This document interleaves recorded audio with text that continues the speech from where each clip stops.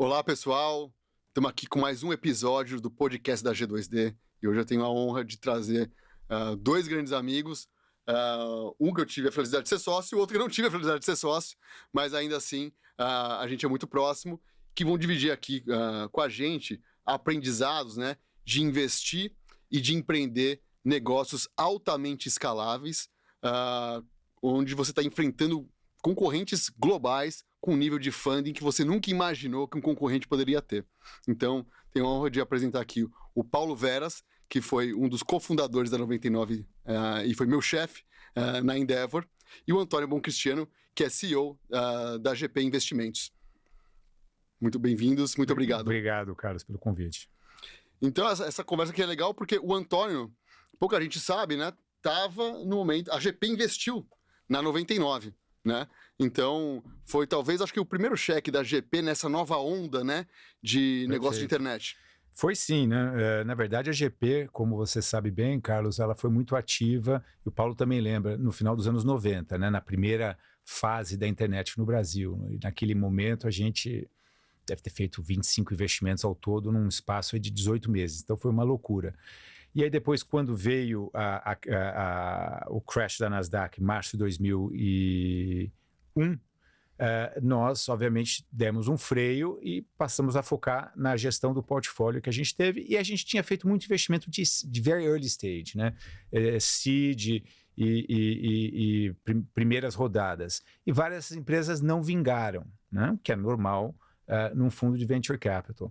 E aí a gente teve que lidar com os problemas que são graves de empresas que não vingam no Brasil, né? Nos Estados Unidos é uma coisa absolutamente normal. O Brasil, infelizmente, por conta de legislação fiscal, legislação trabalhista, você ser administrador, diretor, às vezes apenas acionista de uma empresa que não vingou, te dá muita dor de cabeça. E por conta disso a gente meio que se afastou do mercado de venture e, obviamente, à medida que as coisas voltaram a acontecer no mundo e no Brasil, a gente passou a olhar de novo para esse mercado e nós tínhamos um investimento num fundo de um amigo nosso, um pequeno investimento, num fundo de um amigo nosso de private equity na Rússia.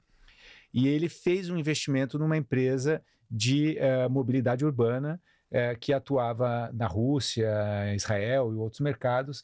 E quando a gente olhou esse investimento, sabíamos que o Paulo estava investindo, participando aqui da 99 Táxi, a gente falou, poxa, o Mike está fazendo isso na Rússia, vamos fazer isso aqui no Brasil também, não por causa do investimento em si na época, a gente não fez uma análise específica do setor ou da empresa, etc., mas por causa do Paulo, porque a gente já conhecia o Paulo de longa data da Endeavor, né? E a gente tinha confiança na capacidade do Paulo de identificar um bom negócio e de executar um bom negócio, né? E então nós procuramos o Paulo e aí surgiu um espaço para a gente poder participar e, de fato, o êxito desse negócio, a gente acabou tendo um bom investimento, né, que a gente vai contar aqui da história do investimento, foi o que nos deu ânimo para a gente voltar a olhar para o mercado de investimentos em tecnologia aqui no Brasil, mas olhando para empresas numa outra fase, né, que é hoje o foco da G2D. São empresas que são mais maduras, empresas que talvez ainda não sejam rentáveis, mas já tem mercado, já tem produto, tem fornecedor, etc. Então tem muito risco associado com a startup very early stage que a gente não tem nas empresas que a gente está buscando investir. Então, claramente, o 99 para nós foi um investimento muito importante, porque reabriu a nossa cabeça e a nossa vontade, o nosso ânimo de olhar para a tecnologia. Então, muito obrigado, Paulo. De nada, fico feliz de ter trazido o GP de volta para o jogo para olhar o setor de digital. E vocês se conheceram na época daquele faroeste que era o começo da internet aqui no Brasil? Quer dizer, vocês estavam ambos empreendendo, né, na internet. Então, eram pouquíssimas pessoas que estavam empreendendo na internet naquela época, né? Então, o Antônio com o Submarino e você, né, com a Tesla, cujo Elon Musk fez um copycat e tal, mal feito, então, mas enfim. Vocês chegaram a se conhecer naquela época? A gente se conheceu bem naquela época, foi antes da Endeavor, né? Nem existia Endeavor no Brasil ainda, estamos falando 98, 99, E eu tinha começado a Tesla em 95, que era uma empresa para desenvolver sites de internet, sistemas de e-commerce. Era muito early stage, assim, de internet. Ninguém tinha... Eu lembro, a gente começou a empresa, levou 6 meses até a gente receber o primeiro cartão de visitas que se usava na época, com endereço de e-mail que não era o nosso. Né? Ninguém tinha e-mail, ninguém tinha internet. Então foi um pouco cedo demais. Mas foi muito legal porque a gente desbravou, a gente ajudou a construir um mercado novo, um segmento novo.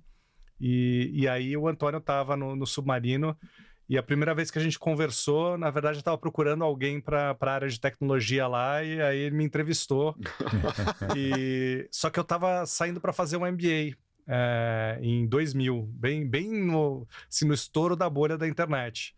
E daí eu também estava na Tesla, estava na minha empresa, estava saindo para fazer o MBA, ia voltar depois. Aí eu falei, putz, não tem a menor condição nesse momento. Mas ficou um bom contato ali. Depois a gente acabou estreitando a relação por causa de Endeavor e tivemos a chance aí de ser sócio. Pô, foi uns 15 anos depois da gente se conhecer a primeira vez. Exatamente. Que loucura. Então, aquela coisa, né? Que hoje, às vezes, o investimento, o pessoal acha que é muito transacional. Fiz a apresentação, recebeu, chega aqui, mas você vê, né? Foi um relacionamento de quase 15 anos, né? Para poder sair um investimento.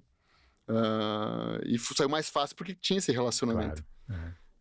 Não, e aí depois disso, assim, depois da 99, vamos focar na 99, mas só para deixar registrado aqui, a gente já, eu tenho um diálogo periódico com o Paulo para ouvir as coisas que ele está fazendo. O Paulo faz coisas muito interessantes, investe em empresas muito interessantes e acabamos quase fazendo um investimento em conjunto, que a gente não fez por N razões, um negócio de consórcio, mas acabamos fazendo investimento em conjunto na DigiBee, que é uma empresa de um produto de integração de sistemas no modelo SaaS, né? Então, na verdade, relacionamento é fundamental, né, na vida, inclusive para investimentos, né? Porque você é um atalho, né, para várias etapas que você tem que seguir. Quando você já conhece uma pessoa, sabe das suas capacidades e tudo mais, você consegue andar muito mais rápido, né, na análise ou na decisão de investimento. Uma coisa que é interessante, né, é que naquela época tinha... Quer dizer, quando vocês começaram, tinha pouco capital, o Antônio captou o dinheiro para fazer o Submarino, você não captou o dinheiro para fazer a Tesla, né? Eu não tinha nem Venture Capital no Brasil, era tipo Capital, né? Era meio misturado. Era só capital humano. Exato. Algum dinheiro de fundos gringos, assim, que entrava e tal. Não tinha o talento, obviamente, então tinha que desenvolver isso. E adiantando, né, para frente, quando você foi montar a 99... Né, a gente lê aquele negócio de move fast and break things, né? Então, seja ágil, haja rápido e quebre coisas. Mas eu lembro conversando com você quando você estava montando a 99, que você falou, poxa, estou eu, os meus co-founders aqui, e a gente não está pegando dinheiro, eu quero ficar assim por um bom tempo, e não estamos pegando dinheiro e também não estamos gastando nada, é só nós, né?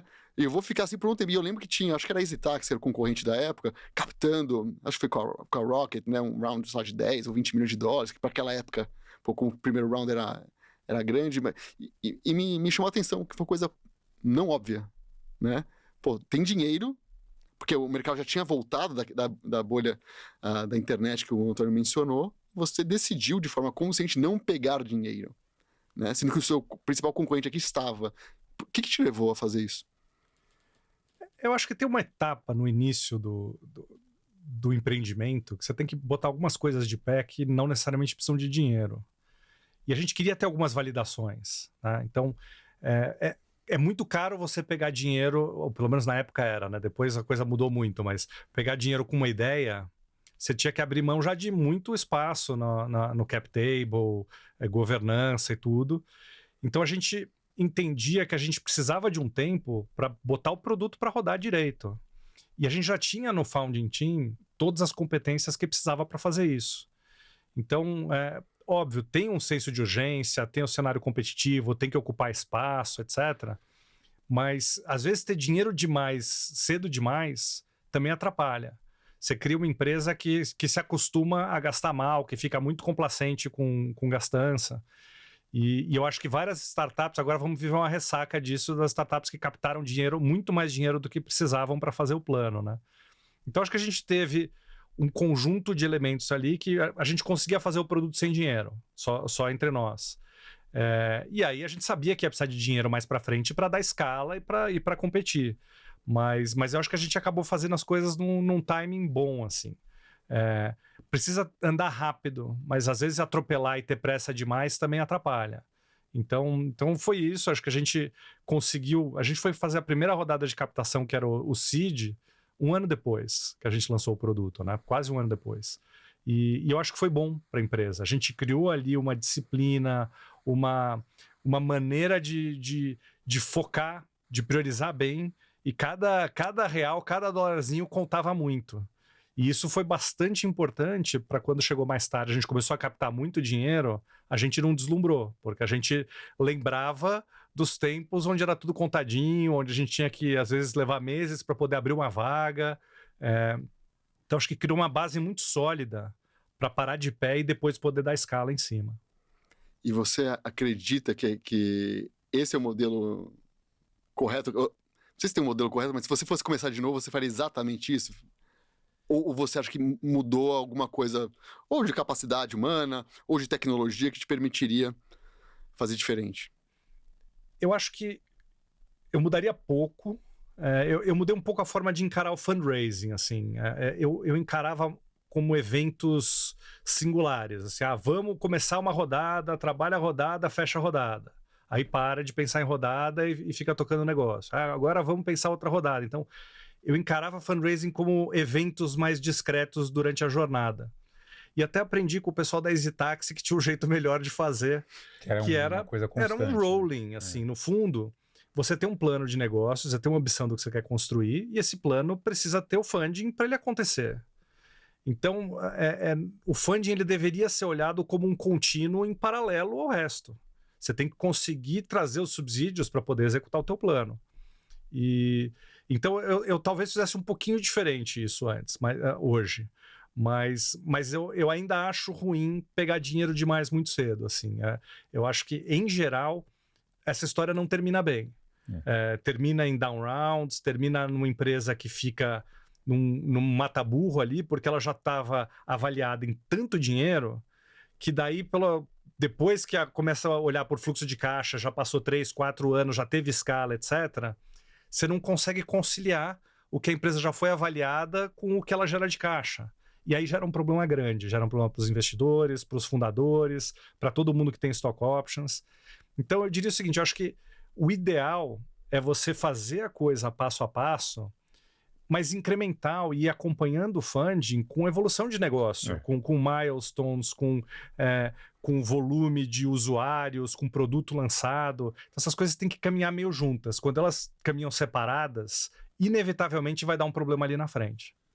Eu concordo plenamente com o comentário do Paulo, até por conta da minha história pessoal, que no Submarino, naquela época, 99, 2000, era um primeiro momento de disponibilidade de capital para investir em empresas de tecnologia no Brasil. E a gente captou, acho que mais dinheiro do que precisava, gastou mais rápido do que devia e fizemos investimentos muito ruins, tá certo? Que a gente acabou perdendo dinheiro, né? Então, e muito movido por esse conceito do First Mover Advantage. Muitas vezes, First Mover Advantage não é uma vantagem, é uma desvantagem. Eu acredito muito mais no Second Mover Advantage, tá certo? Você aprender com o erro dos outros e evitar os erros, ir para um caminho melhor, etc. Então, eu acho que essa é uma ilusão, um pouco, esse conceito aí do First Mover Advantage. Então, eu acho que você evita isso quando você tem menos dinheiro, o Paulo tem toda a razão. E a outra coisa é o seguinte, né? Todo empreendedor, eu sempre falo isso, o empreendedor tem que ter consciência de que o dinheiro mais caro que ele vai pegar é equity, tá certo? É muito melhor você pegar dívida, você pegar sweat equity, o teu esforço, o teu dinheiro, e não se diluir, não vender uma participação. Porque, na verdade, quando você se dilui, o custo disso, se a tua empresa der certo lá na frente, é enorme, né? E, então, esse é um aprendizado muito importante. Tanto é que hoje, nós, não na G2D, na GP Investimentos, temos um investimento numa seguradora, numa InsurTech, que é a CAD Seguros. Nós até agora estamos já há 2 anos operando, não pegamos dinheiro de ninguém. fizemos o que a gente fez até agora, foi com capital próprio, e a gente tem a vantagem de poder arrumar funding, na verdade, cedendo parte da nossa carteira para as resseguradoras, que é um dinheiro muito mais barato do que equity, infinitamente, e mais barato que dívida também, é um dinheiro, é um achado, é você poder você poder pegar a capital da resseguradora. Então, mas isso é importante, porque o equity, seja ele num Series A, num Series B, ou quando seja, é muito caro. Então, quanto maior for a rodada, mais caro está sendo para você, tá certo?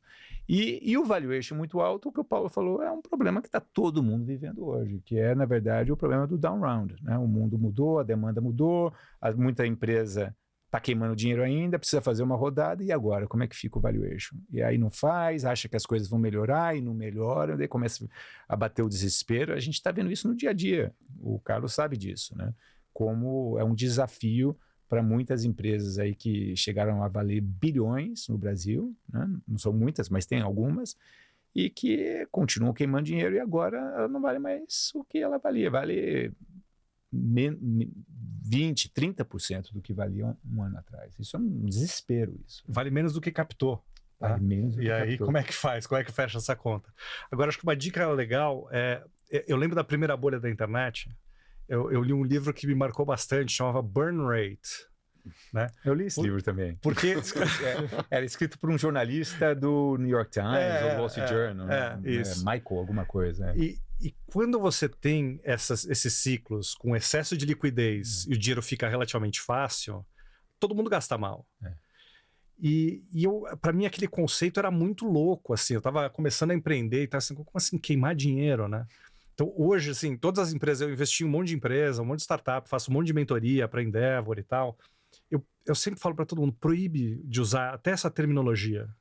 Porque quem queima dinheiro não devia estar no jogo. Queimar dinheiro não faz sentido em nenhum contexto. Não existe isso. Você não pode, em nenhum momento, ter conforto que você está queimando dinheiro.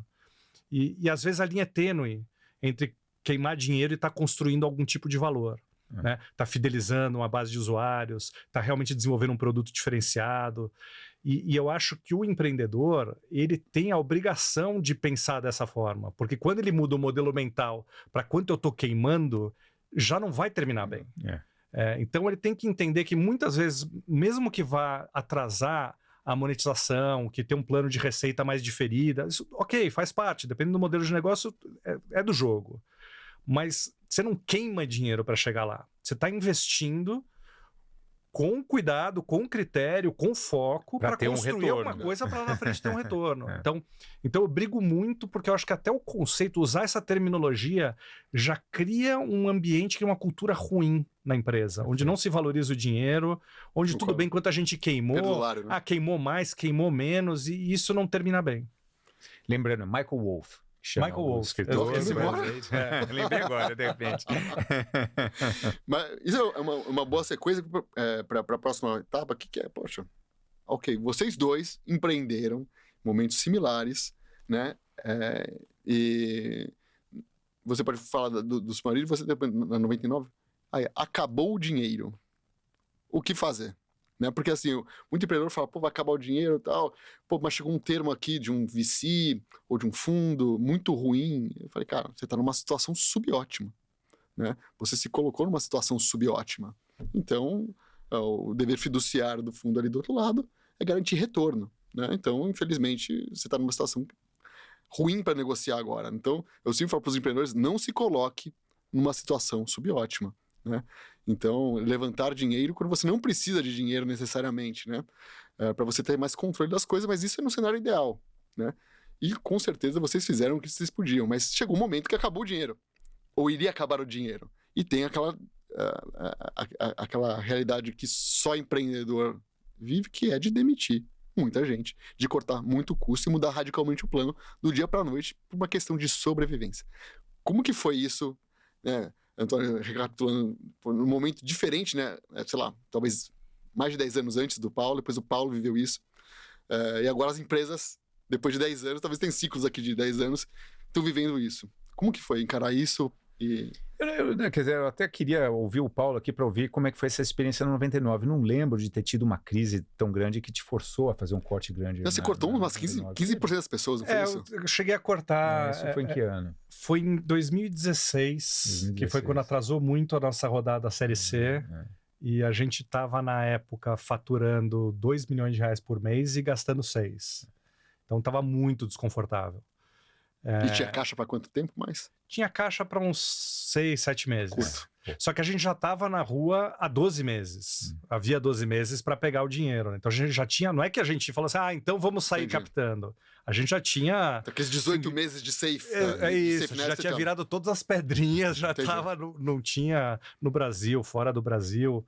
E então, assim, a gente realmente estava vendo que a gente precisava se virar com o que tinha, porque não havia uma solução incrível de fora. Eu acho que 2016. Brasil num momento ruim. Mundo bem, mas Brasil ruim. Né? Brasil quase sempre ruim, né? Mas estava especialmente ruim, né? Quando é que foi o impeachment da Dilma? Foi logo em seguida. Então, foi nesse período. Então, a Dilma estava... A economia estava... Era o Cristo afundando e tal. Aquele negócio, o desencanto geral do mundo com o Brasil foi 2016. Mas o mundo ainda estava bem. Então tinha liquidez, tinha apetite por tech e tal. Isso deve ter te ajudado. Tinha. Né? Tinha um pequeno percalço chamado Uber. Que era o cara que ditava as regras desse mercado. Por causa de bilhões de dólares, né?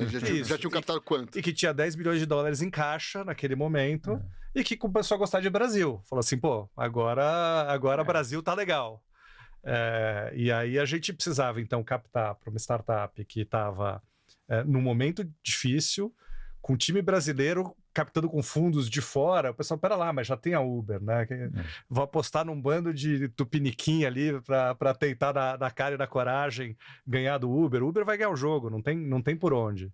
Então, quando a gente vencia a barreira de Brasil, vencia de setor, vencia de Brasil, aí o pessoal fala, tá bom, mas se eu for apostar em alguém para ganhar esse jogo no Brasil, não é você, é o teu concorrente. Então foi bem duro.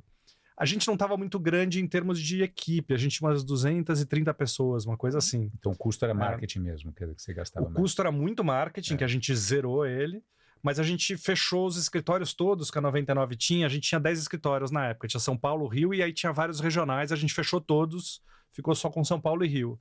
Então assim, não foi uma demissão em massa, mas foi doído. Mas foi o foco nos seus melhores mercados, né? São Paulo e Rio, obviamente. Foi, assim, a gente nem precisava estar nessa presença tão regional para operar. Foi muito instrumental quando a gente estava construindo a rede, cadastrando os primeiros motoristas. Depois que o negócio já estava rodando, aí também o suporte é muito digital e tal, né? Então, até assim, uma coisa que eu tenho visto agora também, as empresas que têm feito cortes porque o dinheiro está mais difícil, mais escasso, etc., estão ficando melhor do que estavam antes. Porque tinha os exageros, porque tinha complacência, tinha mais gente do que precisava, tinha gente trabalhando menos do que deveria. E ele te força a focar nos seus melhores produtos, nos seus melhores mercados, né? Te força a priorizar. E você acaba tendo um retorno muito melhor naquilo que você é bom do que você é ruim. Então, a nossa experiência submarina foi muito semelhante. A gente tinha tomado uma decisão que, na época, falava-se muito, precisava ter um Pan-Latin American Strategy, isso muito por conta da Star Media, que começou assim, que hoje já não existe mais. O Espuelas. O Fernando Espuelas. E aí ele criou o mito de que empresa de sucesso precisava ser uma empresa latino-americana. E a gente embarcou nessa um pouco porque é o que o mercado queria ouvir, né? E a gente, então, montou uma presença na Argentina, no México, Espanha e Portugal, que não fazia o menor sentido. Então, quando o dinheiro secou, a gente teve a sorte de ter bons investidores do nosso cap table que estavam dispostos a fazer uma rodada para nos levar até o ponto do equilíbrio, mas a gente precisava ter um plano para chegar nesse ponto de equilíbrio. E o plano foi focar no nosso melhor mercado, que era o Brasil, onde tinha capacidade de a gente escalar e chegar num ponto de equilíbrio. Então, muito semelhante ao que o Paulo falou, que você fechou os escritórios regionais e manteve São Paulo e Rio. Nós fechamos as operações fora do Brasil, focamos no Brasil. A gente só tinha um escritório que era São Paulo, e logo, muito antes do que a gente tinha previsto no nosso plano, nós chegamos a um ponto de equilíbrio, de break-even. E aí, a partir desse momento, a gente não precisava mais do capital, né? Então, foi um momento fantástico de chegar a esse ponto de equilíbrio, e logo depois a gente fez o IPO, que deu um fôlego muito grande e saída para os nossos investidores e tudo mais. A história lá também é muito parecida na 99. Eu acho que, no final das contas, os bons empreendedores, eles têm que ter plano B, C, D, e na hora que o dinheiro não vem, isso tem que ser uma variável do plano. Pode ser que o dinheiro não apareça, pode ser que não tenha a próxima rodada. E aí, o que eu vou fazer? E você não vai deixar para pensar o que você vai fazer no dia que você tomou o não e que o dinheiro não entrou. Você tem que ter esses planos alternativos, né? O empreendedor que põe todas as fichas num plano só, ele sempre vai falhar. Não tem jeito. Porque as coisas acontecem diferente, né? Então, pô, quantas vezes a gente vê empreendedor falar assim, ah, não, pô, eu vou segurar um pouquinho mais, não vou ainda demitir, não vou ajustar a empresa porque eu já tem 3 fundos interessados. E aí ele quebra a empresa, porque as coisas levam tempo e quanto mais vulnerável ele está, mais difícil é para ele também fazer a captação e tudo mais, né? Então, eu acho que ter um norte de se nunca mais vier dinheiro de fora, como é que eu torno esse negócio viável, ele é fundamental. E nos dias de hoje o pessoal está vendo isso de novo, porque estava mal acostumado de se cresce top line, tem mais dinheiro na mesa. E de repente cresceu o top line e o dinheiro saiu da mesa. Então o pessoal está tendo que meio que se reinventar, mas que no fundo é voltar para o básico. Se eu não conseguir dinheiro de fora, como é que eu viabilizo o meu plano? Então eu acho que isso é uma condição necessária, essencial à sobrevivência para qualquer empreendedor, e agora fica mais patente quando o dinheiro sai da mesa. Mas você começou a 99 e logo em seguida começou talvez o período áureo, né, do Venture Capital aqui no Brasil, com dinheiro abundante e fundos, né, muito grandes, brasileiros e estrangeiros, né? Então, o fundo tem uma necessidade de alocação, né? E como os fundos estão crescendo mais, a alocação aumenta por ativo, né, por startup. Então, quando você recebe dinheiro, você recebe mais dinheiro do que você receberia. Então, mas o fardo aumenta. E você tem que crescer muito rápido. Como que você consegue gerenciar isso, né, nesse contexto de não ficar dependente da próxima rodada, mas você sabendo, no teu caso aqui, é um caso super atípico. O Brasil, o Cristo, né, caindo, o Uber chegando com 10 bi de dólar, você com uma dificuldade de levantar capital. Então, como que você consegue outsmart, né, ser mais eficiente e menos dependente de rodadas externas, ou não tinha como? Acho que teve como, né? Tanto que quando não teve a rodada, a gente apertou o cinto lá, a gente estava faturando 2 milhões e gastando 6, a gente mexeu no modelo e faturou 5 e tanto, e no fim a gente equilibrou a conta. Então, muito parecido com o que o Antônio fez lá no Submarino. Eu acho que você tem que estar sempre monitorando. Eu brinco que para quem gosta de automobilismo, tem um movimento chamado punta-taco, né? Que você pisar no freio e no acelerador ao mesmo tempo. Para quem não entende de automobilismo, acha que não faz o menor sentido. Mas o modelo funciona. Assim, toda competição de automobilismo, o piloto faz isso. O que acontece quando você faz isso? Ele freia antes da curva. Só que você, no carro de passeio, você tira o pé do acelerador total, terminou a curva, você começa a acelerar. Só que quando você vai entrar na reta, o motor está em giro baixo. Aí demora para o ar. Aí demora para pegar. E aí te passa todo mundo no retão, você fica para trás. Então, esse movimento é você dosar a velocidade da entrada para não escapar da curva, mas manter um pezinho no acelerador durante a curva enquanto você está freando para equilibrar e sair acelerado. Eu acho que essa é a mágica do bom empreendedor. É conseguir dosar os 2 pedais ao mesmo tempo. Punta-taco. Punta-taco, já vou incorporar.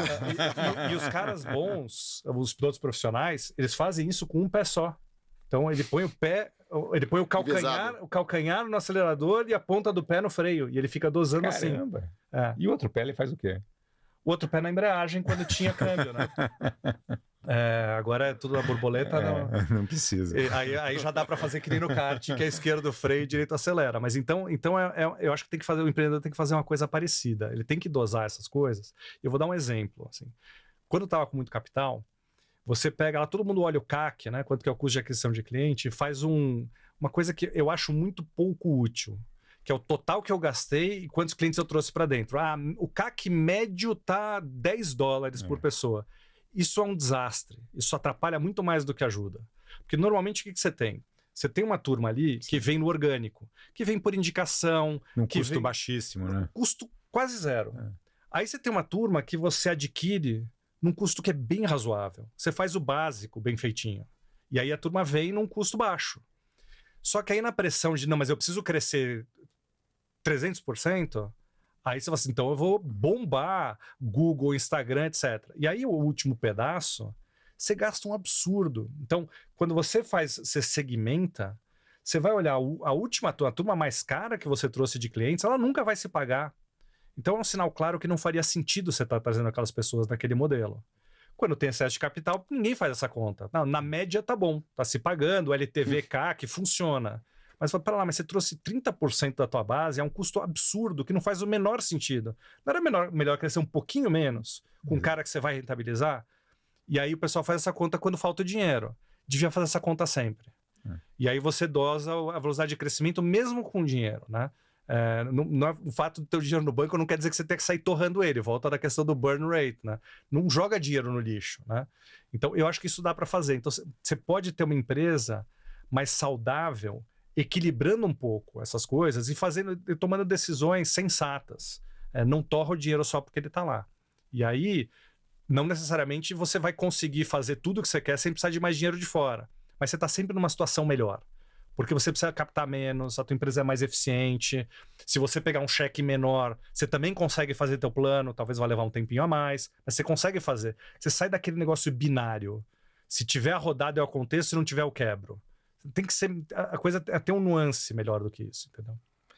Cara, e como que você tirou esse nó aí? Pô, não estava conseguindo funding, Uber entrando, os investidores falam, pô, se eu for investir em alguém, eu vou investir no teu concorrente, você entendeu?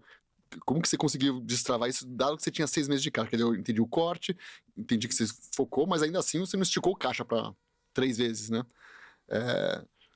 Mas a gente já tinha um desenho para chegar no break-even, que era, na época, o desenho que a gente fez da 99 era para ter a receita pela intermediação do pagamento. Então você ia pagar a corrida pelo celular, a 99 intermediava esse pagamento e descontava a comissão.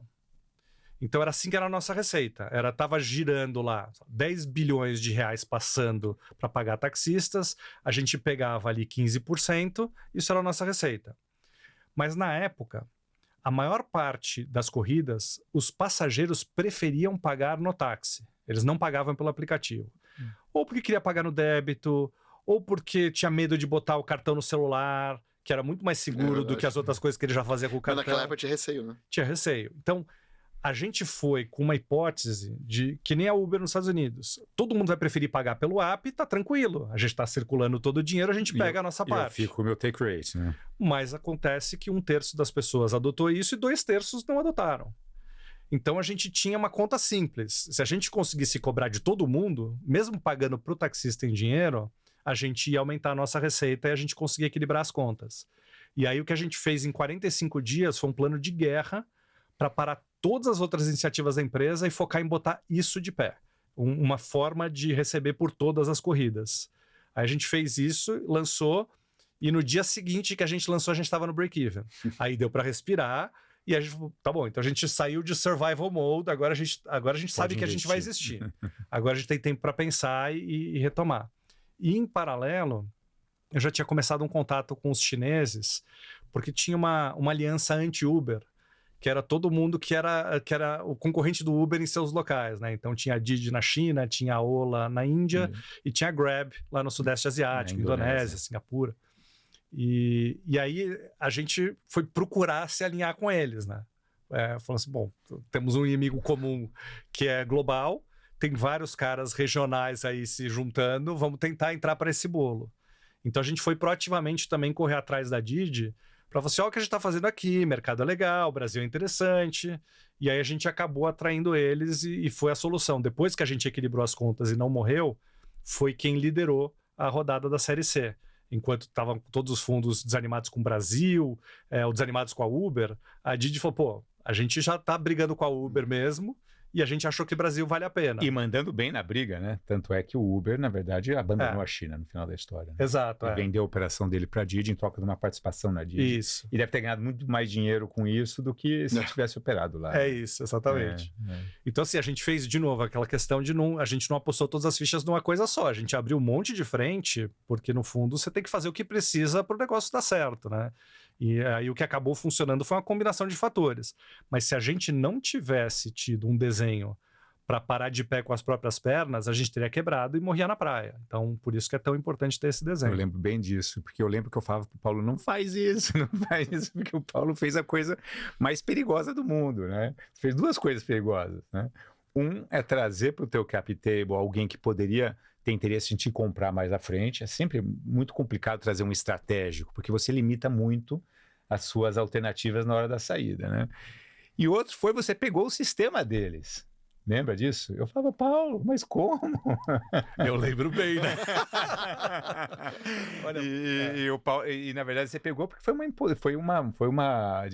imposição, né?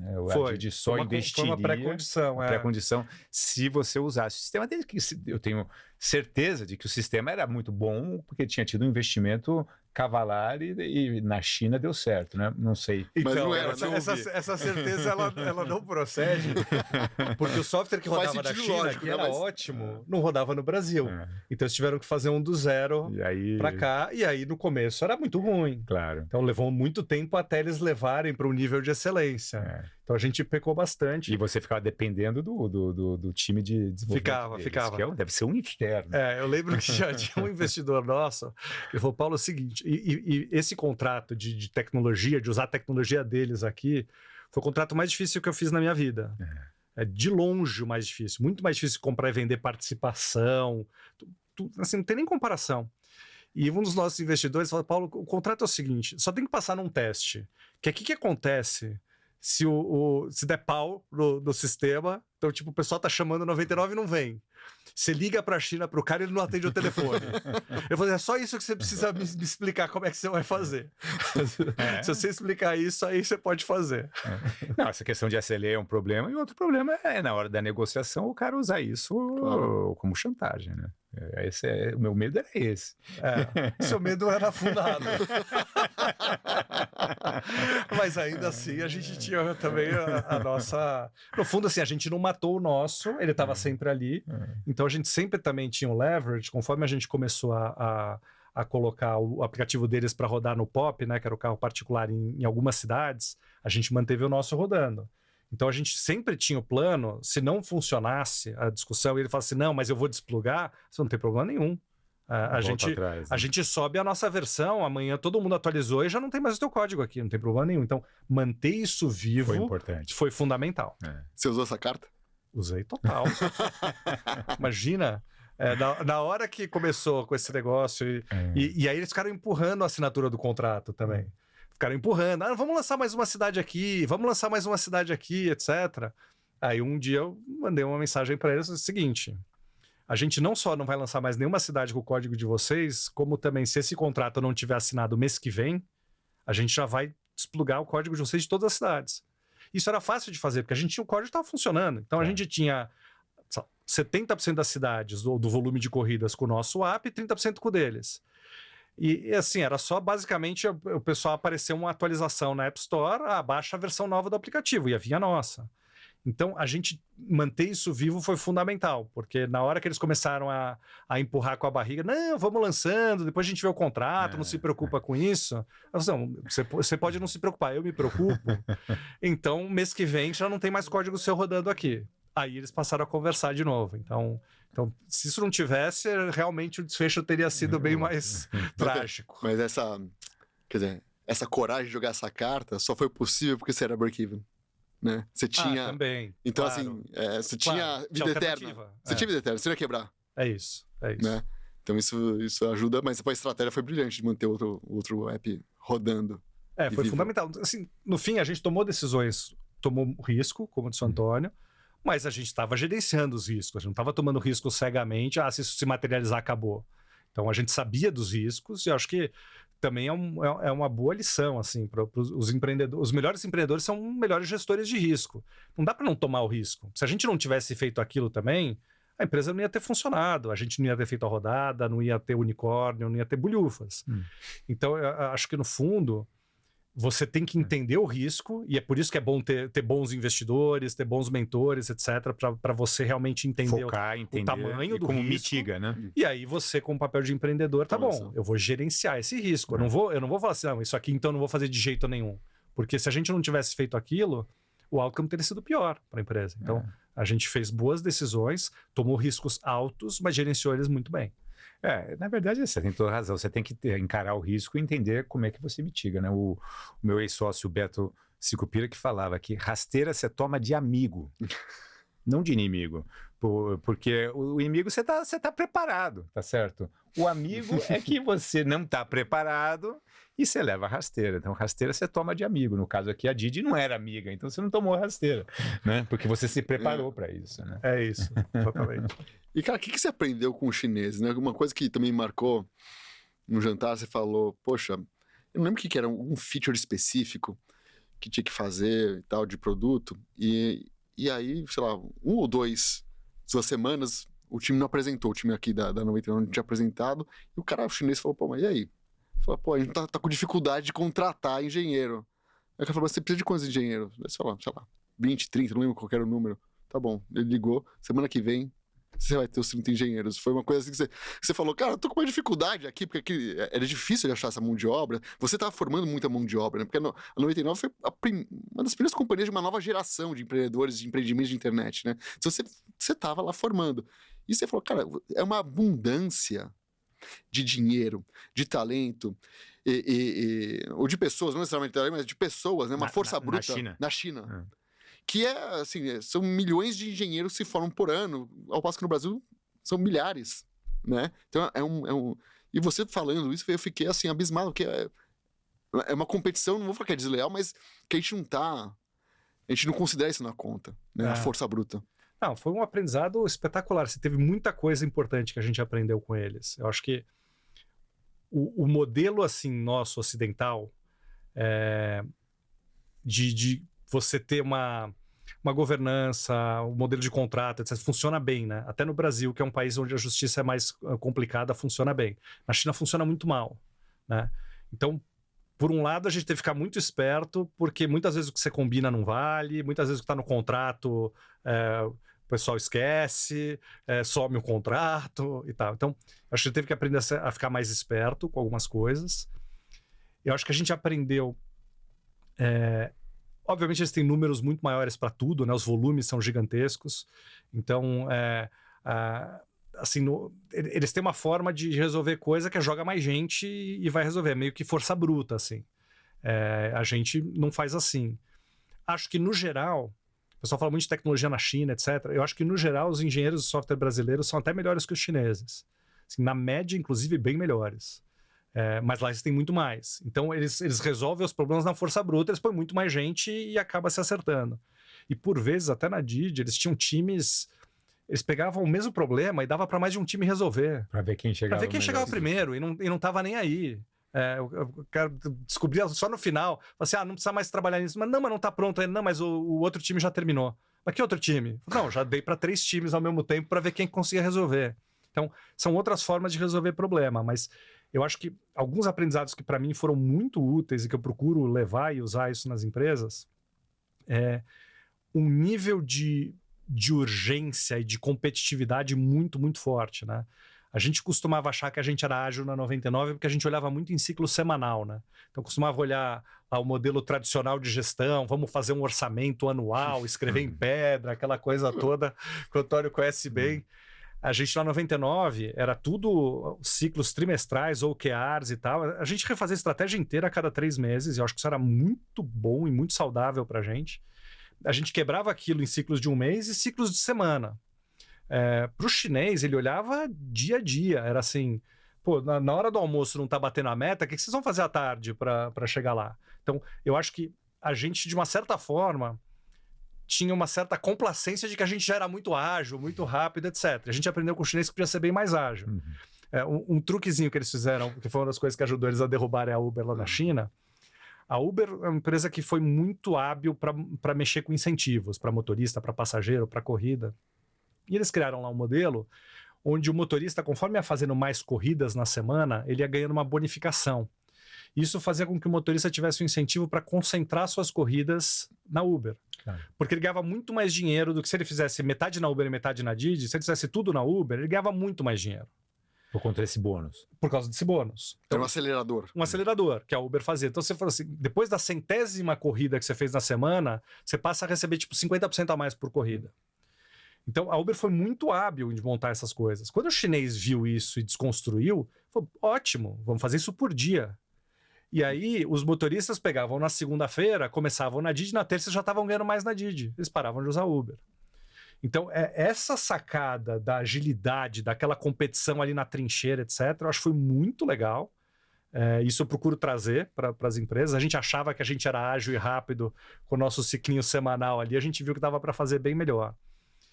E uma outra coisa que eu acho que é um aprendizado incrível da China, e que a gente vê hoje em dia isso se materializar mais, eu lembro assim, eu tô com 50 anos. A gente foi formado... Não aparenta. A gente foi formado numa escola que era de tentar fugir da complexidade. Porque o complexo é difícil, é caro, é arriscado. Então vamos tentar simplificar muito a solução. E eu ainda acho que isso tem um lado muito bom. Mas, de uma certa forma, o que acontecia, a minha visão, assim, olhar para trás de tudo que eu aprendi nessa jornada de 99, Didi, depois investimentos em empresas, as empresas, em geral, que tentam simplificar muito, elas estão jogando o problema para o colo do consumidor. Elas não estão resolvendo o problema do consumidor, elas estão fugindo do problema do consumidor e elas se organizam numa estrutura que assim eu consigo gerenciar. Então eu vou fazer assim o meu supply chain, eu vou fazer assim meu não sei o quê, assim meu não sei o quê, me organizo por áreas funcionais, etc e tal, e depois essa turma toda põe um produto no mercado, põe um produto para o cliente. Sobra um monte de problema para o cliente. E eu acho que a Amazon, a Apple mudaram um pouco esse paradigma. Eu falo assim, eu vou abraçar a complexidade do cliente e eu vou trabalhar na complexidade dele. Eu não vou tentar resolver, não vou tentar simplificar para mim, eu vou tentar simplificar para ele. E isso, você traz mais complexidade para dentro de casa. Mas quando você acerta, você traz um valor absurdo para o cliente, na facilidade de uso, em resolver um pedaço maior do ciclo. E eu vi os chineses fazendo isso numa escala, né? Então, a gente tinha um pouco de medo de escala. Pera lá, mas como é que você vai atender tanta gente diferente, não sei o quê? O chinês faz o contrário. Se eu conseguir trazer essa escala toda para dentro, eu vou ficar imbatível, né? Então, eu vou dar um exemplo aqui. No Alibaba, eles têm lá um negócio de entrega do supermercado, que eles garantem que eles entregam qualquer coisa, até produto fresco, em meia hora. E eles conseguem honrar essa promessa. E a gente, em geral, fala assim, não, eu vou ter que prometer 2 horas, 3 horas para conseguir cumprir, etc. Ele faz o contrário. Ele fala assim, se eu conseguir estudar bem onde é que eu vou botar meu supermercado, ver a densidade justa da população, ver o tráfego, ver não sei o que, etc., vai me ajudar, porque aí com essa densidade eu consigo atender essa turma bem. A Uber fez um pouco isso, a 99 também. Ela transformou essa coisa da densidade num ativo, não num passivo. Porque se eu começo a ter motorista espalhado pela cidade inteira, eu consigo atender todo mundo rápido. Então, o modelo tradicional da cooperativa, não, pera lá, eu preciso ter menos carros, sim, fazer a rota, etc. Não, eu vou fazer o contrário. Eu vou para dados, eu vou para escala, etc. E eu vou usar isso para resolver o problema de cada um, porque se eu tenho um táxi a cada 50 metros, eu consigo atender a pessoa em 2, 3 minutos.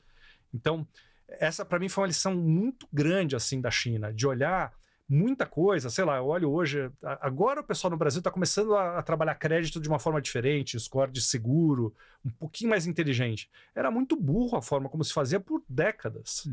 E o chinês falou assim, não, eu não posso ter uma pessoa, eu não posso ter um ser humano olhando esse processo e vendo se eu vou conceder ou não vou conceder. Eu tenho que partir do princípio que tem que ser uma máquina para tomar essa decisão. E se eu tiver dados suficientes, eu vou tomar, a máquina vai tomar uma decisão melhor do que o humano faria. Então ele abraça essa complexidade, ele joga isso dentro da plataforma, dentro do produto e consegue fazer um negócio com uma escala muito maior. Então essa para mim foi uma das maiores lições assim, que eu aprendi deles e eu vejo isso começar a ser mais aplicado agora com AI, com o pessoal mais ligado para dados, abraçar essa complexidade do cliente trazer isso para dentro de casa e entregar uma solução que para o usuário ele é muito melhor, mais simples, mais fácil de usar, né? E um ponto que eu lembro que você comentou também é que o chinês, né, ele não está atrelado às leis trabalhistas brasileiras, né? Nem sei se tem lei trabalhista lá, provavelmente não tinha. Então, era uma jornada de trabalho. Então, eles tinham não só a quantidade de pessoas muito maior, mas essa quantidade de pessoas trabalhava 2 ou 3 turnos.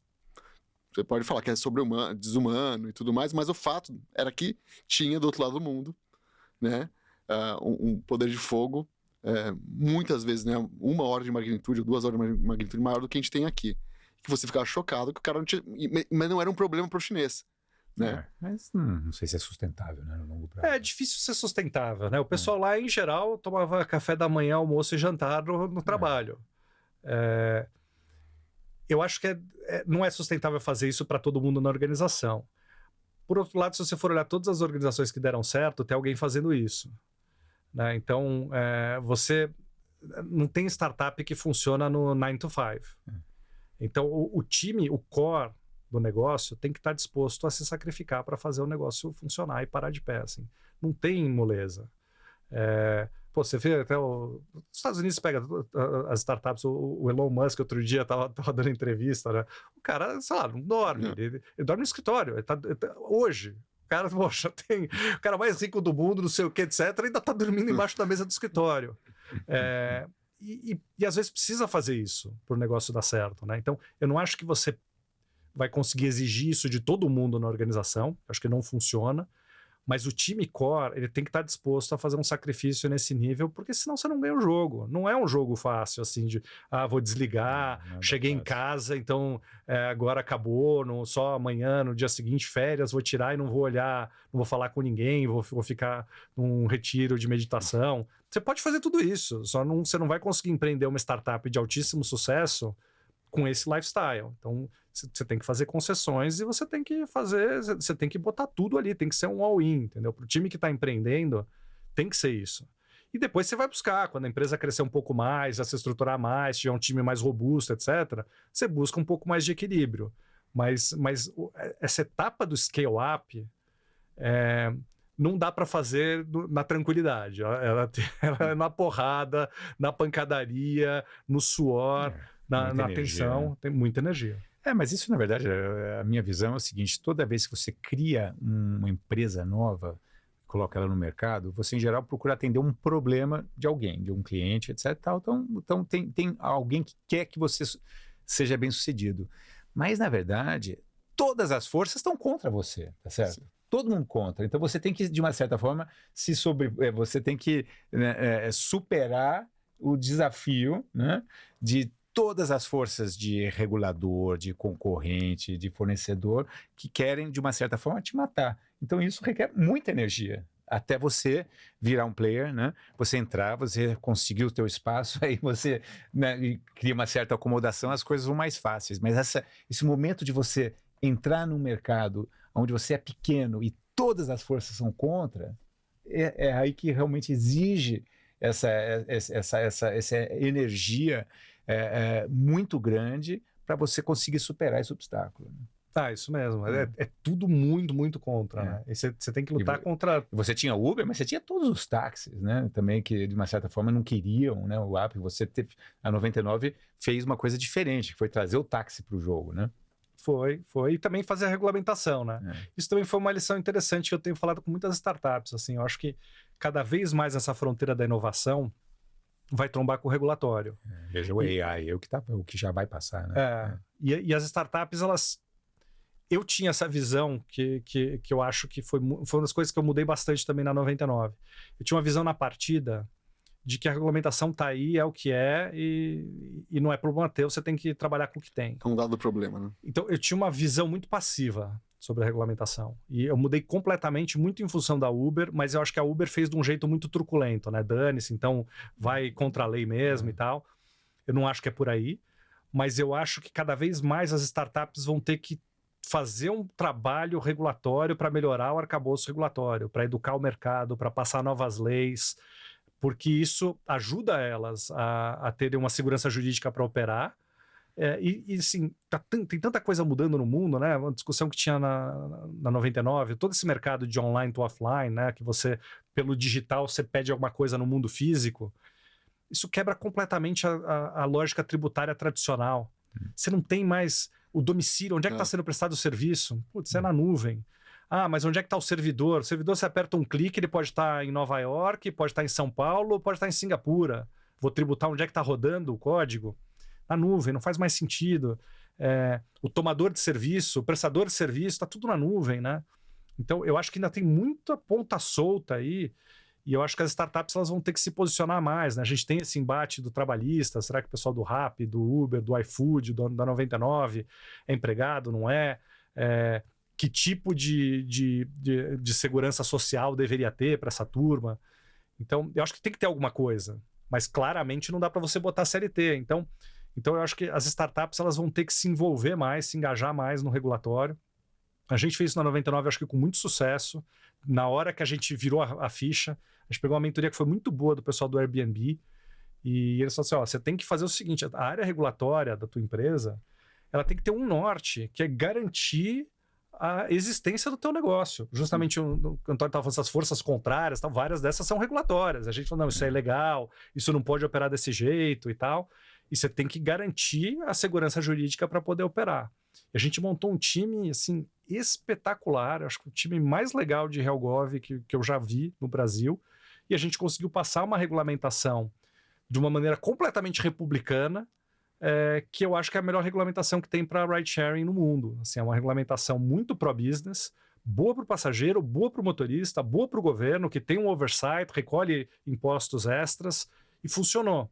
Muito porque a gente virou essa chave, a gente vai ter que fazer isso, a gente não pode reclamar que assim não é bom, né? E a regulamentação de táxi tinha 40 anos. Obviamente era totalmente fora do contexto que a gente tinha. Então foi muito útil a gente virar essa chave e falar, pera lá, isso é um problema nosso também. Mas você teve uma sorte, que você tinha o Uber, que era o vilão, tá certo? Então você vinha com uma proposta, né? Que era muito mais simpática. Você era uma pessoa simpática ao mercado, porque você estava aqui competindo com o vilão, né? Eu não sei se foi sorte. eu preferia não ter tido essa sorte. Porque é o seguinte, o Uber, ele tinha uma forma que era meio truculenta, mas ele colocava toda a opinião pública a favor dele. O cliente gostava do serviço. O cliente gostava do serviço e a imprensa também. Então a imprensa falava, não, é óbvio que tem que liberar. E era ruim, porque o Uber não tinha controle do motorista. Ele não fazia um background check. Tinha coisas que eram, assim, problema de segurança pública, que o Uber tinha pouco nos Estados Unidos, porque lá tem segurança pública, e começou a enfrentar no Brasil. A postura do Uber era ruim, e a gente ficava chocado, de ver até os próprios passageiros. Ah, não, tem que deixar, tem que liberar tudo. E eu perguntava para as pessoas, mas você sabe com quem você está andando? Isso não te importa com quem que você está andando? Aí eu falei, não, como assim? Eu falei assim, não, porque você precisa saber quem que é o cara, tem que fazer o background check, tem que olhar antecedentes, etc. Então, assim, alguma coisa precisava ter. Mas o Uber convenceu todo mundo que não precisava de nada e que estava ótimo. Isso era ruim para as pessoas. Então, a gente teve que lutar contra isso também, porque na época a opinião pública, não, tem que liberar geral. Eu falei, não, liberar geral vai ser ruim para o passageiro. E uma das coisas que se fala pouco no Brasil, por causa da violência toda que a gente tem, a 99 fez um trabalho muito forte para a segurança do motorista. E no Brasil ninguém estava nem aí para o motorista. E chegou até uma época que tinha quase um latrocínio por semana de motorista de táxi. Do motorista. No Brasil. Não, ou seja, a ponta fraca não era só o passageiro. O motorista era uma ponta muito mais fraca que o passageiro, só que isso não dava ibope. Então a imprensa não falava, ninguém queria saber, não é problema meu, não é problema seu, não sei o que e tal, mas era problema dos motoristas. A gente fez um trabalho muito forte de dados, junto com a polícia, etc. A gente conseguiu prender várias quadrilhas que estavam sequestrando e matando motoristas. Né? Então, assim, tinha que fazer. Não era popular. Era popular só com os motoristas. Com os passageiros não era popular. O passageiro só queria pagar menos. Então, assim, tem coisas que tem que ser feitas. Eu acho que ter essa consciência, que é uma cidadania mesmo. Pô, mas as pessoas estão usando aqui minha plataforma para pegar uma corrida, né? E os motoristas ficavam muito mais vulneráveis, porque ele estava ali trabalhando. E aí o que o Uber fez uma época? Pegou algumas áreas de maior risco, que eram fáceis de mapear, e falou assim, eu vou criar umas zonas, uns buracos negros, aqui eu não atendo. E a gente, na 99, achava que isso não era uma boa abordagem. E o que a gente foi fazer foi recrutar motoristas nessas áreas, principalmente na periferia e tal, e a gente dava um alerta, você entrou numa zona de risco. Quando o motorista já era daquele local, você tá ótimo, eu moro aqui, eu conheço todo mundo, não tem problema, eu tô confortável de trabalhar aqui, eu moro aqui. E a gente fez essa solução, a solução que a gente criou do zero. A gente falou assim, a gente vai abordar esse problema de uma outra maneira. Tanto porque o motorista tinha conforto, quanto que também um assaltante não ia assaltar o vizinho. Claro. Então, no fim, a gente resolveu o problema com uma outra abordagem. Em vez de proibir o serviço, mas, por exemplo, uma coisa que o Uber também brigou muito era para proibir corrida em dinheiro. Só que a corrida em dinheiro era um dos grandes incentivos a ter o roubo e tal, né? Então, a 99 criou algumas restrições para isso. Então, assim, a gente tinha uma abordagem muito mais consciente para a segurança de todo mundo, do motorista e do passageiro. Que é o ponto lá de trazer a complexidade para dentro. Né? Isso, exatamente. Porque no começo, até a gente fala assim, mas o que a gente vai conseguir fazer com dados? A gente conseguiu fazer coisas incríveis. A gente conseguiu chamar a polícia quando alguma pessoa da quadrilha chamou uma corrida num celular novo. A gente conseguiu fazer um modelo tão sofisticado que a gente conseguiu entender os padrões e falar assim, esse aqui tem 99% de chance de ser um assalto. E a gente, quando refinou esse modelo, a gente rodou na base passada e a gente viu alguns flags desse e ligou pro motorista, falou assim, 3 semanas atrás você pegou uma corrida, não sei o que, o cara falou, peguei, fui assaltado. Pô, o modelo tá bom. E a gente começou a ligar no preditivo e a gente fez uma boa parceria com a polícia, a gente conseguiu prender assaltantes de o cara chamar a corrida, já aparecer a polícia e ir lá prender o cara. Então, tem coisas que dá para fazer, mas você precisa realmente arregaçar a manga e correr atrás e entender que é complexo mesmo, mas isso não é desculpa para não fazer. Você tem que ir lá e resolver o problema. E vocês que viveram, né, as 3 fases do digital aqui, né, no comecinho, depois a segunda onda, quando começou aí os fundos de venture capital com mais dinheiro, você fundou em 99, e o momento atual como investidor. O que mudou e o que não mudou? Assim, para quem está empreendendo agora, o que são coisas que vocês viram que é comum a esses 3 ciclos e coisas que não existiam antes que podem facilitar a vida desse empreendedor? Eu acho que a maior mudança está nas ferramentas que você tem à disposição, né? Hoje em dia é tudo mais fácil, mais barato, tem muita coisa pronta, né? Hoje é um Lego. Principalmente em infraestrutura. Hoje em dia você não precisa investir nada em servidor. Zero. Então, na época, quando a gente começou a empreender, você tinha um custo de entrada grande para botar um produto no mercado. Hoje é zero. Hoje você comprava servidor, né? Tem um garoto na escola que faz um código lá e põe para rodar. Mas um filme super legal que tem lá na Apple é o Tetris. Não sei se vocês já viram, mas me falaram. Espetacular. É legal, vou ver. O cara que fez o Tetris, que é um dos jogos que foi mais jogado da história da humanidade, era um programador russo, ele fez isso de hobby, nas horas vagas. Mas na época não tinha numa plataforma de distribuição, não sei o que, era uma história super legal. Mas então assim, o que eu acho que mudou muito a favor dos empreendedores é esse acesso à infraestrutura, a serviços já prontos para ele plugar. Pô, na época que a gente começou a fazer essas coisas, não tinha pagamento online, não tinha outra coisa, né? Cara, 20 anos atrás... Não tinha celular. Agora, isso aqui mudou completamente o jogo, né? Você tem um supercomputador no bolso, conectado real-time com tudo. Então, assim, você tem muito mais... A plataforma está toda pronta. O que era... Se falava lá no começo dos anos 2000, todo mundo vai estar conectado. Bom, é hoje. Então, para quem quer empreender, o mercado está aí, está disponível para todos. Então, acho que isso melhorou muito. Acho que o que não mudou é que continua sendo muito difícil. É difícil por outros motivos. Então, se você não tem a dificuldade de fazer infraestrutura, também ninguém tem. Então, é mais competitivo, o mercado anda mais rápido, é mais globalizado. Então, a gente era 99. Uma concorrência que a gente enfrentou no começo foi da EasyTaxi, que era um player local, mas depois era um player global. Hoje em dia é difícil você ter um negócio que você não enfrenta uma concorrência global, né? O jogo está globalizando muito, está indo muito para o digital.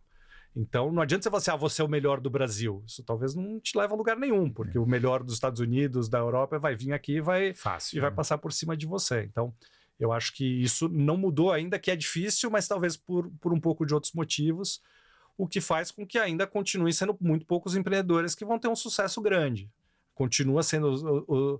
as chances ainda estão muito contra você.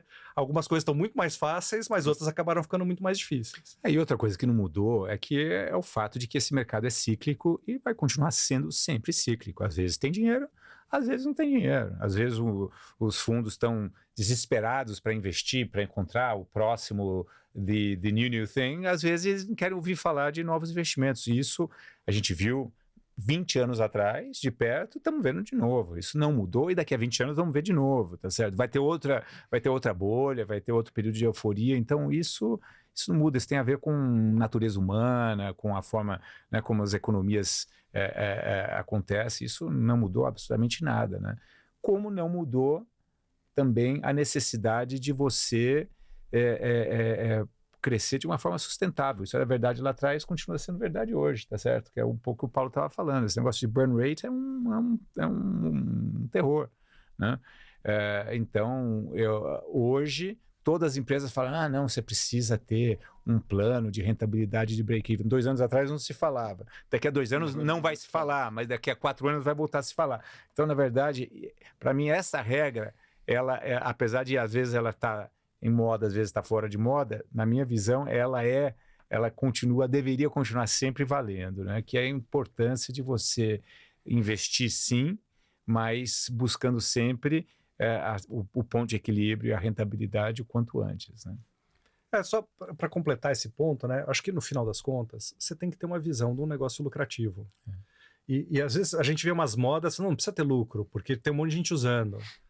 Precisa ter lucro. Sim. Você pode até ter um plano, você vai construir uma rede, uma base de usuários, etc. Depois você vai monetizar, que é o que a gente fez na 99. Ok, faz parte. Mas não dá para você fazer um negócio baseado que você tem valor só porque tem gente usando o teu negócio. Se está todo mundo usando de graça, não tem valor nenhum, né? Então eu acho que essa é uma regra universal e que vai ciclo, volta ciclo, às vezes o pessoal se deslumbra. Pô, eu lembro que falando da Star Media aqui, lá no final dos anos 90, o pessoal, o valuation era múltiplo de eyeballs, que é quantos olhos estão olhando os banners que estão na página da internet. Assim, gente, isso aqui obviamente não tem como funcionar, né? Então, você pode ter umas proxies e buscar algumas aproximações, mas você tem que ter um norte que, assim, no final, esse negócio vai ter que gerar dinheiro. Se não for gerar dinheiro, ele não vai valer nada. Então, você tem que construir isso ao longo do tempo. Mas acho que uma coisa que mudou para melhor também, passado 20 anos, é que hoje eu vejo um número muito maior de pessoas, de empreendedores, que conhece, que sabe o que é um term sheet, que sabe quem são os fundos, que viajou, que tem mais informação. Hoje tem muito mais informação disponível, né, sobre como montar um negócio, como fundear um negócio, com quem falar, etc., do que tinha 20 anos atrás. Eu acho isso ótimo, né?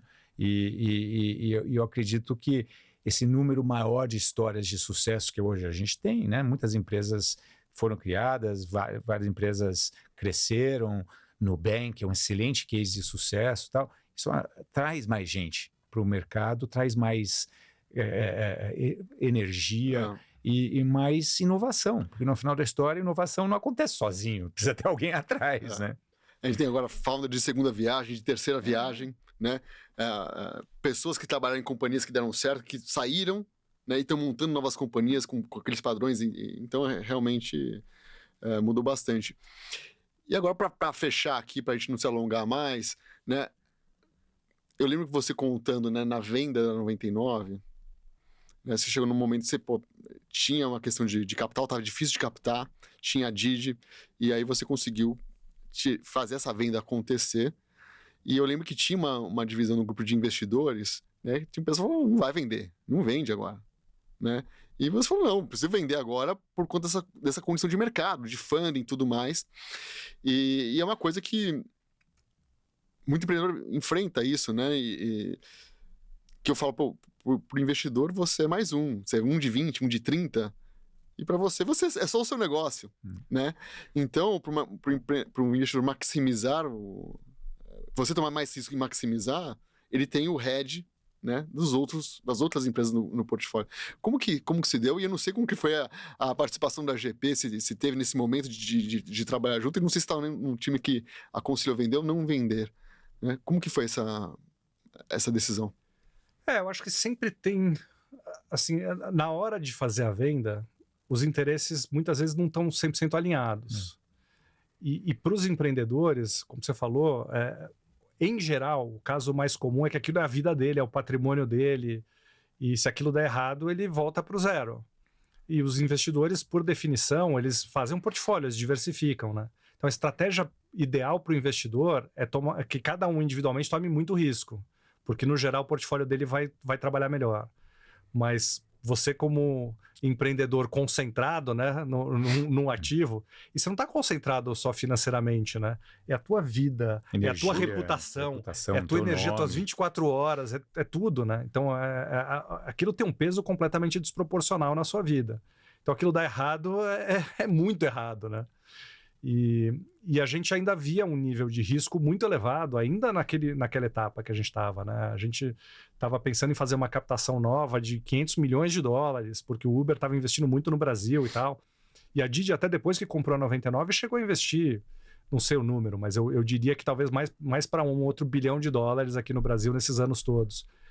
E então a gente, assim, pô, já deu, assim, o risco-retorno já está mais do que bom. Faz sentido, tendo uma boa opção de saída, faz sentido fazer. Acabou que foi bom para todo mundo, né? Os investidores tiveram um retorno espetacular, tinha muita gente que tinha stock option, então, no fim, o ciclo ficou perfeito, assim. Às vezes, essa discussão é mais difícil quando, dependendo do preço, para alguns vai ser bom e para outros vai ser ruim, né? Não foi o caso ali. Para alguns era incrivelmente bom e para outros era melhor ainda. Mas aí a gente teve que construir isso, né? E eu acho que uma discussão difícil foi no preço, né? Porque sempre tem essa discussão. E eu acho que aí, naquela época, acho que conversei bastante com o Antônio, com todos os fundos, assim. Acho que a GP deu um apoio muito bom, assim. Falou assim, a gente vai apoiar o que vocês quiserem fazer. A gente teve fundos que deram mais trabalho pra gente. Falaram, não, você vai vender barato, isso aqui não, a gente quer voltar com uma contraproposta assim, assim, assado. Falei, gente, mas eu tô na frente desse troço desde o zero. Eu tô aqui no dia a dia, eu conheço as pessoas, é melhor você deixar eu fazer do que você falar, não, assim não tá bom, é melhor, volta com tanto e tal. Isso atrapalhou, quase botou em risco o deal. E por isso que eu procuro, eu como investidor também, assim, eu tô apostando no time, pro que daí vier, né? E essa é uma hora importante também, essa hora da saída. E não adianta querer chegar um investidor, cair de paraquedas e ditar como é que vai ser a saída. Então isso deu bastante trabalho pra gente assim no final, mas a gente conseguiu costurar bem e acabou funcionando bem para todo mundo. Mas o que eu procuro fazer, eu sempre faço isso onde eu tô em board, onde eu invisto, etc. Gente, a gente está aqui pegando carona na liderança do empreendedor. Esse é o papel do fundo minoritário. Eu não sou controlador do negócio. Então é óbvio que eu tenho que dar minha opinião, eu tenho que colocar meus pontos e tal. Mas no fim, eu estou fazendo uma procuração para aquele cara que está lá tocando o negócio resolver. Seja resolver crescer, seja resolver investir, seja resolver vender a empresa e como vai vender a empresa. Então eu acho que os melhores sócios fazem isso. Eles vão apoiar a decisão do time fundador ali para fazer o negócio o melhor negócio. Vão dar input, vão trazer subsídio, vão ajudar, mas não vão impor nada, vão deixar fazer. Eu claramente concordo, e o fato eu penso dessa forma porque eu também já tive do outro lado da mesa. Né? Então, assim, tendo tido a experiência de empreender e lidar com o investidor, você já sabe exatamente aquilo que você detesta e aquilo que você gosta, né? E daí, quando você muda de lado, você procura lembrar disso. Rola uma empatia. E se comportar de uma forma que funcione bem, né? Então eu tenho certeza que hoje você é um melhor investidor tendo sido um empreendedor, né? Porque você aprende muito com essa experiência. Sem dúvida. E agora, só para finalizar, conversando com o Jansen, ele falou que o Submarino foi o primeiro unicórnio brasileiro. Então agora estou com os dois aqui na frente para resolver essa disputa, se é que há alguma disputa. Quem foi o primeiro unicórnio brasileiro? Foi o Submarino, que fez o IPO a 1 bi, ou foi a 99 que vendeu a 1 bi? Depende, na verdade, é o seguinte, a 99 fez uma coisa que é única, que é dar uma saída de 1 bi para todo mundo, né? O Submarino fez um IPO valendo até um pouco mais de 1 bi, mas não era uma saída para todo mundo naquele momento, né? Então teve investidor que ganhou, teve investidor que ficou, não ganhou. O mundo dá muita volta. E eu acho que esse é um dos grandes desafios ainda da indústria aqui no Brasil. Teve pouca saída, teve bastante dinheiro que foi investido aí nos últimos 10 anos, mas saída você consegue contar nas duas mãos. Eu acho que não é só uma mão, mas saída de empresa com mais... Saída acima de 100 milhões de dólares, poucas. Bem poucas. E mesmo você deu uma saída integral para todo mundo. Integral, né? Foi uma limpa. venda. Foi cash, né? Foi cash para todo mundo. Então foi 99. Assim, tecnicamente, eu vou falar pro Jansen, tecnicamente é 99 porque é o round privado, né? O IPO em tese, não sei. E não sei quanto tempo levou da fundação do Submarino até o IPO. Não sei se você lembra. Da fundação IPO, sim. A gente fundou em 99. E o IPO foi em 2005. Foi. Então foram 6 anos, até que não foi muito longo. Não foi muito longo. A gente foi parecido. Mas o IPO é um evento de liquidez, mas não é uma saída, né? É verdade. Você fica... Quem fica tem que entregar, né? Quem tem que ficar. Tem que entregar. Pô, pessoal, excelente, foi espetacular aqui. Os fundadores dos 2 primeiros unicórnios brasileiros aqui na sala. Acho que nunca tinha acontecido isso, né? Então, agradeço super. É uma honra pra gente, pros nossos seguidores, espectadores aqui, aprender, escutar. E acho que tem várias lições legais que não ficam velhas, né? De 20 anos, de 15 anos, de 10 anos, e que os empreendedores podem aplicar hoje nos negócios dele. Sem dúvida. Obrigado, Carlos. Foi fantástico. Obrigado, Antônio. Obrigado, Paula. Valeu. Abraço. Obrigado, pessoal. Boa noite.